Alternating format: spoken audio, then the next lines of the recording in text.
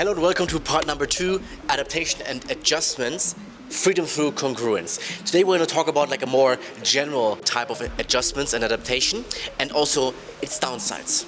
So ideally you have watched the first part because then it makes more sense right now. So one downside that we have to understand of adaptation is that it creates a biased self-perception, like a biased view of who we are, because we are defining ourselves as, for example, that type of person, as this is who we are, right? And this in general creates a so-called static personality. I am like this. We're defining ourselves as something or somebody, and this makes improvement impossible because personality is static. Once we have formed our static identity and say, okay, this is who we are, through the confirmational bias, we only seek information and sources and listen to sources that will confirm our self-perception, our belief of who we are. And through the RAS, right, we filter out everything that is challenging our personal view of who we are, which makes it even more or even harder to improve and to become better, because we're not open anymore to other types of feedback. So let's make the example to make it more clear of adaptation of a social media influencer. Let's say this person is trying to be perceived from his audience as being perfect. He's like the perfect, muscular, super confident millionaire guy. He never shows any vulnerability, any weakness. Why is he doing this? Because we try to get a certain reaction from the world. We try to manipulate people into believing also or accepting a certain self-image of us. And by doing this, by defining himself as this perfect being, what often happens is that those people start to believe themselves, because of the ego, because they are blinded, because of pride, that they are perfect, that they are this perfect guy. And this is how they define themselves. They start to define themselves as, okay, I'm this perfect guy, I'm untouchable, I'm great. By defining himself as, okay, I'm great, as this static personality, is there really room for improvement? If you are perfect, is there room for improvement? The answer is no, there's no room for improvement if you are perfect. So I hope it makes sense why he is adopting, right? He's adopting to his audience, he's adopting like a certain perception of himself, because he believes, okay, this view of himself, okay, this perfect guy, will give him the best feedback from the world. He will receive the best resonance from his audience. People will like him more if he says perfect guy. When we're young, like we have certain childhood needs, right? So for example, attention, recognition, belonging, love, all of those things, right? And whenever one of those needs is not fulfilled in the childhood, maybe our parents were not there anymore, we didn't receive enough love, we seek exactly this need when we are adults. So once we believe and once we think, okay, maybe one thing might fulfill those needs, we develop a strong attachment towards exactly the thing and start defining our value, our worth over this thing, right? This can be several things. This could be, for example, fitness. This can be social media. This can be like our work, our finances, how successful we are. This can be women. This can be men. Let's say the social media influencer as an example again. This social media influencer who has this self-image, okay, I'm the perfect guy, who has maybe thousands of followers. It's very likely that he defines his worth over those followers. I'm a social media influencer. I have 50,000 followers. I have 100,000 followers. I have 1 million followers. This means I'm valuable. Is he really more valuable with 1 million followers than without? Or is he just defining himself as more valuable because this is his value system?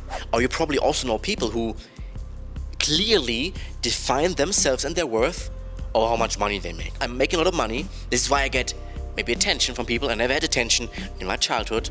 So this means I develop an attachment towards that money and making money and my finances, and they define their value over how much money they make. You see people often like bragging about their money. I make this much money. But are they really more valuable now? Or maybe are some people even seeing them as a clown because he feels the need to brag with his money? And of course I'm not saying, okay, don't do fitness, don't do business, don't chase money or like try to get more money. This is also what I'm doing right now. But I think it's important to understand, okay, where is it coming from? Is it a strong attachment? Is there something from my childhood? And might this be not something that I truly want? Am I just adopting to something?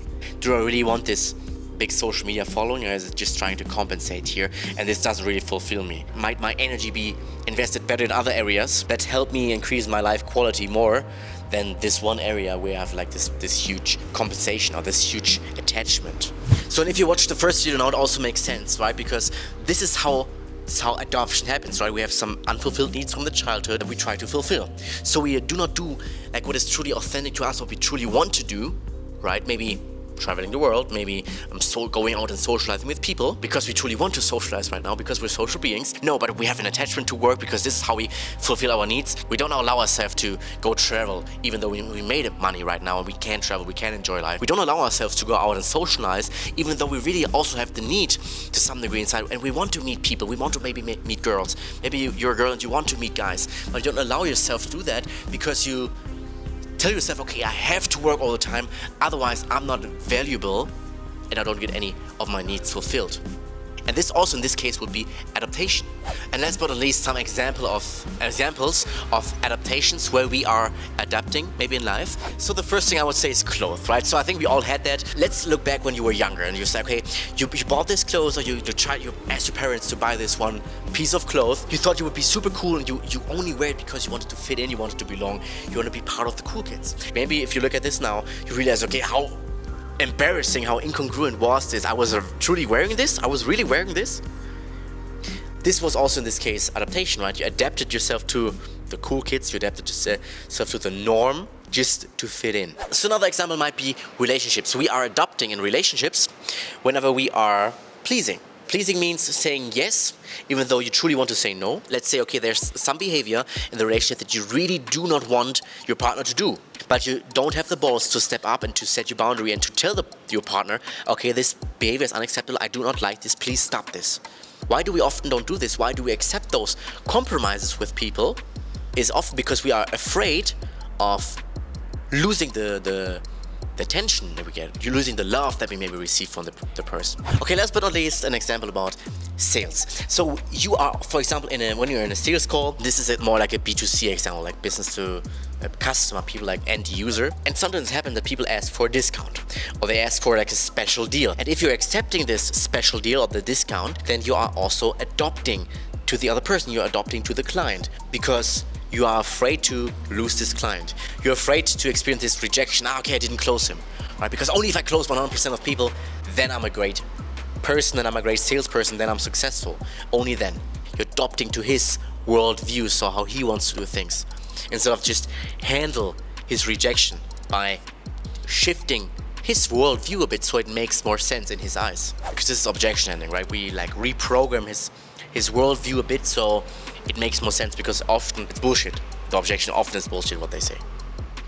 Alright, thanks for watching. This was the video series, those two videos, freedom through congruence, and I hope it made sense to you that we have to overcome this adaptation, and this is like hindering us from improving, right? Because adaptation is, okay, we're trying to fit in, we're not congruent to who we truly are, and this is creating a stagnant identity, which hinders our growth, which hinders improvement, which is of course not what we want. So I hope you enjoyed this. My name is Dennis. Some years ago I committed myself to achieve all of my goals and dreams. And right now I'm on that journey of achieving all of those goals and dreams, and everything will be documented here on YouTube, right? The ups, the downs, and the in-betweens. So if this is interesting, consider subscribing, and we might see each other in the next video. Thanks for watching. See you in the next one. Take some action.